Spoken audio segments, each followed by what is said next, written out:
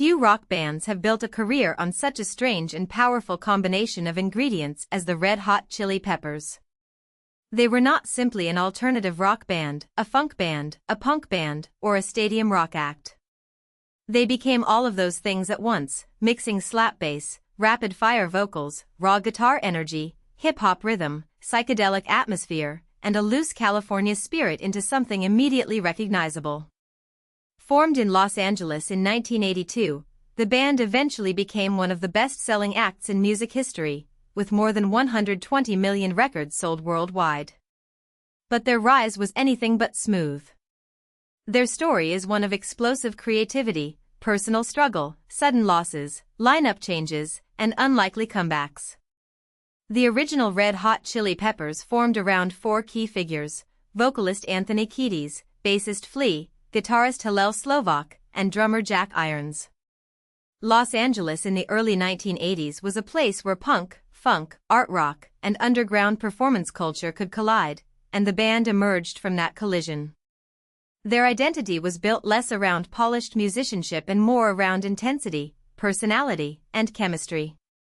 Flea's bass playing gave the music a restless pulse, while Kiedis brought a vocal style that often leaned toward rhythm and attitude more than traditional singing.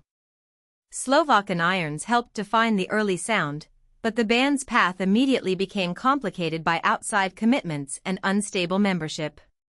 When the group recorded its self-titled debut album in 1984, the lineup was already different from the one that had created the spark.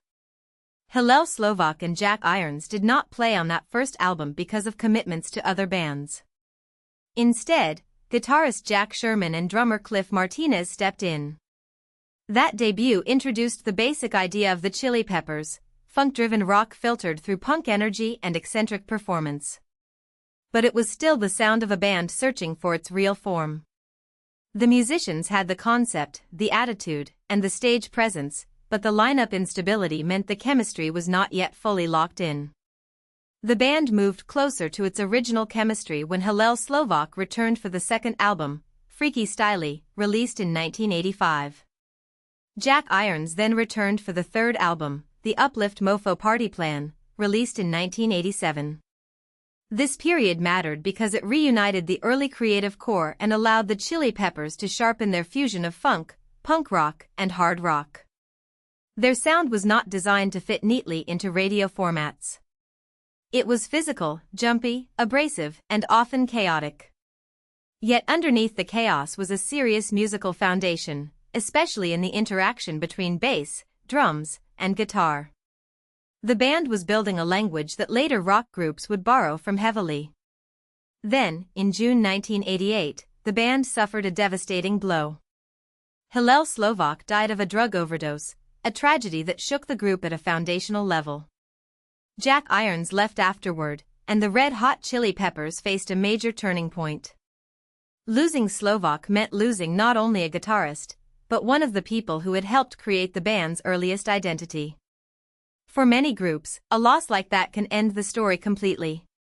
For the Chili Peppers, it became one of the darkest chapters in a career that would continue to be shaped by addiction, grief, reinvention, and survival. The band had to rebuild without one of its original creative anchors. The next major version of the Red Hot Chili Peppers formed when guitarist John Frusciante and drummer Chad Smith joined Anthony Kiedis and Flea. This lineup would become the band's most famous and commercially important configuration. With Frusciante and Smith, the group recorded Mother's Milk in 1989, an album that helped push them toward a wider audience.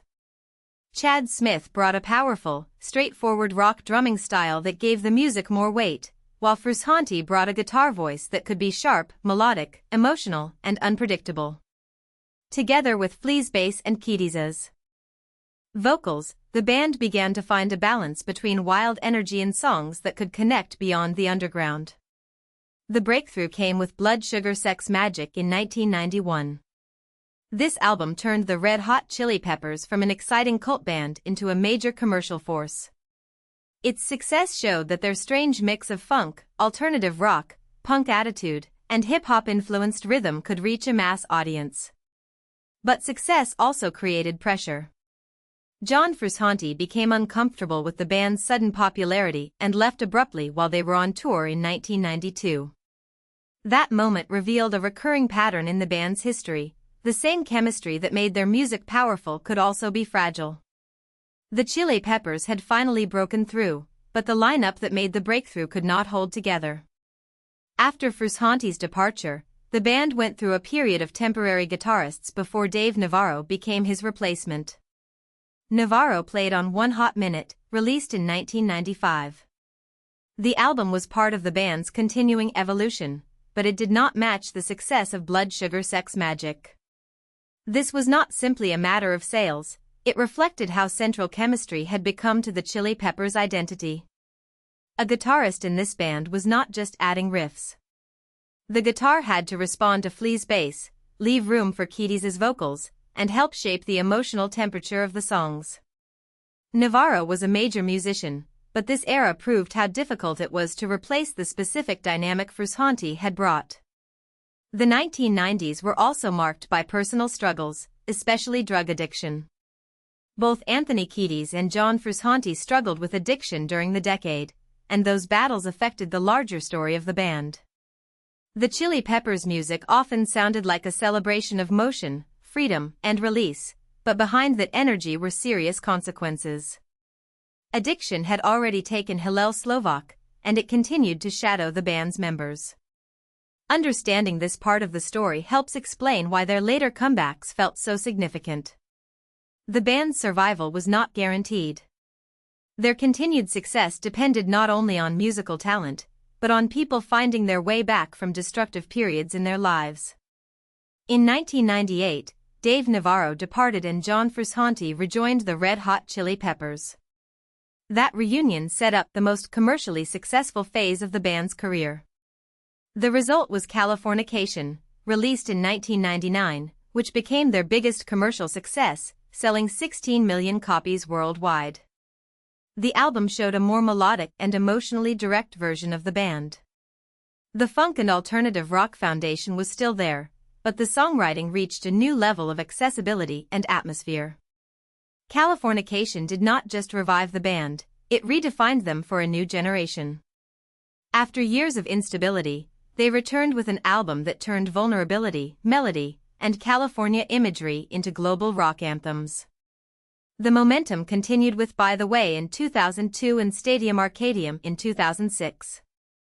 These albums confirmed that the Red Hot Chili Peppers were not simply a band with one comeback record. They had become a long-term stadium act with a deep catalog and a global audience. Stadium Arcadium was especially important because it became their first album to reach #1 on the Billboard 200 chart. By this point, the band had expanded far beyond its early punk-funk chaos. Their music still carried the rhythmic DNA of their beginnings, but it now included more expansive melodies, polished production, and a sense of scale suited to arenas and festivals around the world. Even during the band's most successful years, lineup changes continued. John Frusciante left again in 2009 to focus on his solo career. He was replaced by Josh Klinghoffer, who appeared on I'm With You in 2011 and The Getaway in 2016. This period demonstrated the unusual resilience of the Red Hot Chili Peppers as an institution. Many fans associated the band's defining sound with Frusciante. But the group continued recording, touring, and evolving with Klinghoffer.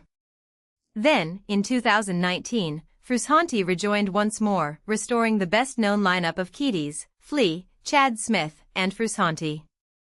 That return brought the band's long cycle of departure and reunion into another chapter. By the 2020s, the Red Hot Chili Peppers had become both a classic rock institution and a still active creative force. In 2022, they released their 12th and 13th albums, Unlimited Love and Return of the Dream Canteen. That same year, they received a star on the Hollywood Walk of Fame, adding to earlier honors including 3 Grammy Awards and their 2012 induction into the Rock and Roll Hall of Fame. Their chart achievements are also remarkable. They hold records for the most #1 singles on the American Alternative Songs chart, the most cumulative weeks at #1, and the most top 10 songs on the Billboard Alternative Songs chart. The Red Hot Chili Peppers endured because they turned contradiction into identity, chaos and discipline, funk and rock, pain and celebration, underground weirdness and worldwide success. If you found this helpful, please like this video and subscribe for more explainers.